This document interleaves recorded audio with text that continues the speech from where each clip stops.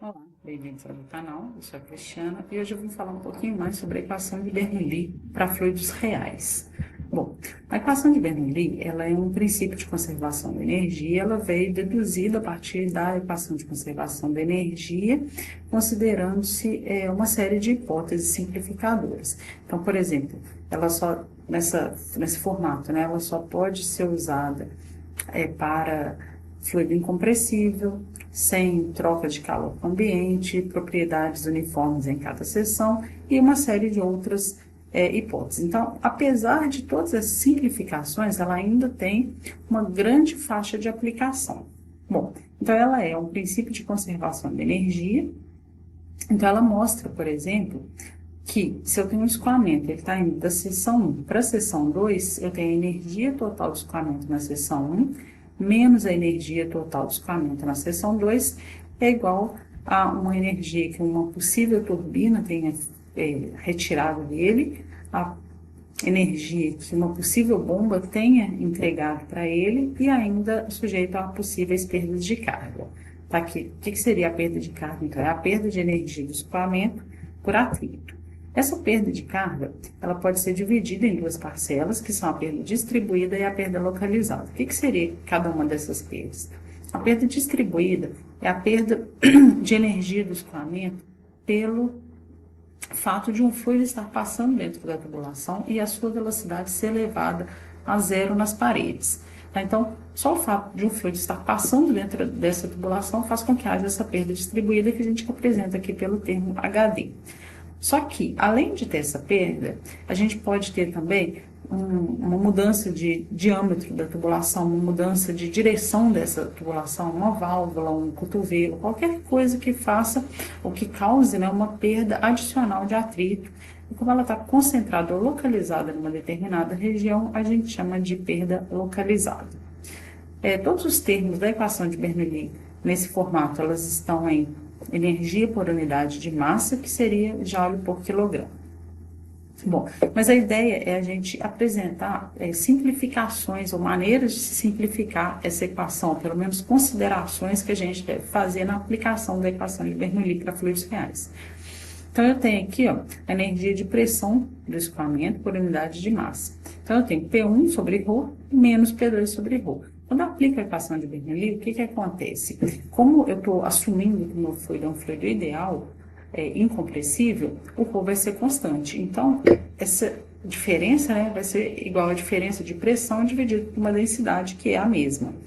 Então, tanto faz eu trabalhar na equação de Bernoulli com pressão absoluta ou com pressão manométrica, porque a diferença entre elas vai ser sempre constante. Outro ponto que a gente pode falar é sobre a energia cinética. Então, esse termo aqui, ele vai representar a energia cinética por unidade de massa. Esse alfa que a gente tem aí é um coeficiente de energia cinética. O que seria esse coeficiente de energia cinética?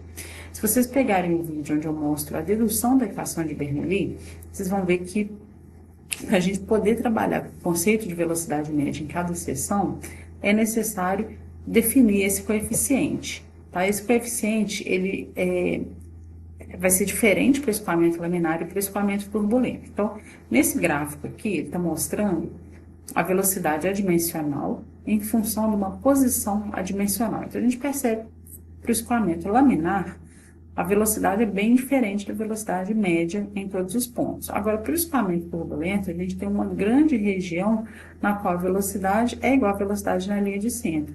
E aqui o perfil é bem mais achatado. Então, a gente convenciona, né, o seguinte: para escoamento turbulento, a gente trabalhar com a velocidade média não vai levar a grandes erros. Então, o alfa é aproximadamente igual a 1. Agora, para o escoamento laminar, a gente tem grandes erros. Então, a gente tem que calcular analiticamente esse valor de alfa. E a teoria mostra que é exatamente igual a 2. E aqui só tem a diferença, né? Que escoamento laminar é para Reynolds menor que 2.300 e turbulento maior que 4.000, onde o número de Reynolds é dado por essa expressão. Um outro ponto que a gente tem é a energia potencial. Então, tem a energia potencial do escoamento na seção 1 e a energia potencial do escoamento na seção 2, ambos também por unidade de massa.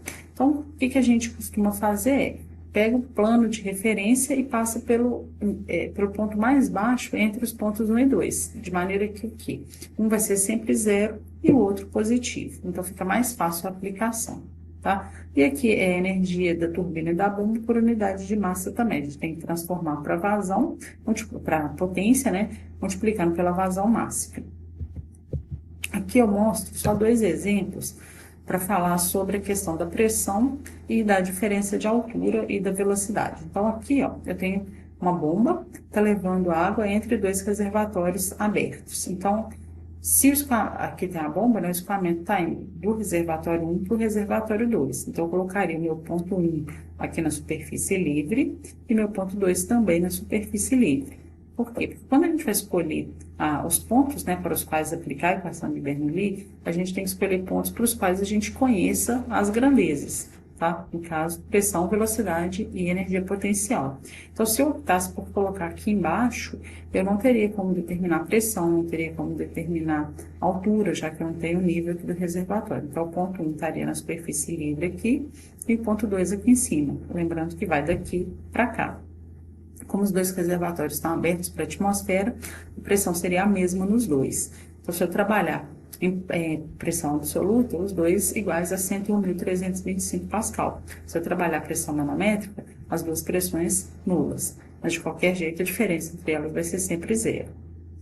As velocidades, como eu estou trabalhando na superfície livre de um reservatório que tem área muito grande, eu posso aproximar a velocidade como sendo 0. Então, tanto para o ponto 1 como para o ponto 2, a velocidade aqui também seria 0. Em relação à energia potencial, o que a gente pode falar? Eu tenho o ponto 1 aqui e o 2 aqui, eu vou passar o meu plano de referência pelo mais baixo. Seria, então, aqui o ponto 1.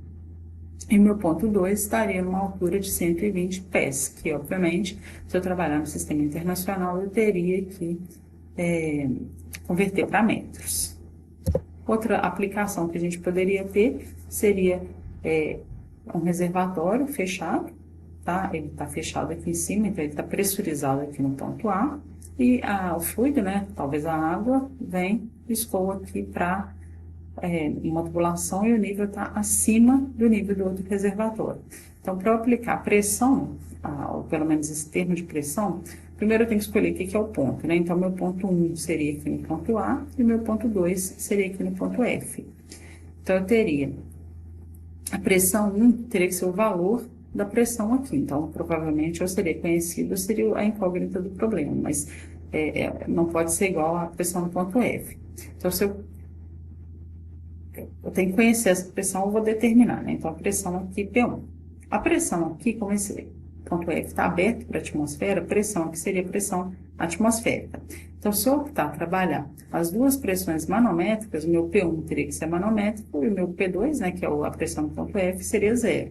Se eu optar trabalhar com pressão absoluta, esse daqui seria o valor absoluto da pressão e esse daqui seria 101.325 pascal, nível do mar. Depois, em termos das velocidades, a velocidade no ponto 1 seria aproximadamente 0, que é também reservatório, e a velocidade no ponto 2 seria a velocidade do escoamento nessa tubulação menor. A altura, eu teria, de novo, né, qual que é o mais baixo? Seria aqui o ponto 2. Então, meu Z2 seria 0 e o meu Z1 seria o desnível total. Então, eu teria aqui 10 metros mais 50 metros. Então, meu Z1 seria 60 metros. Então, a gente vê que a aplicação da equação de Bernoulli depende muito do que está sendo pedido e o que a gente tem. Então, a própria definição dos pontos, né, ponto 1 e ponto 2, depende dos dados do problema. Espero que tenha sido útil esse vídeo e agradeço a todos pela atenção.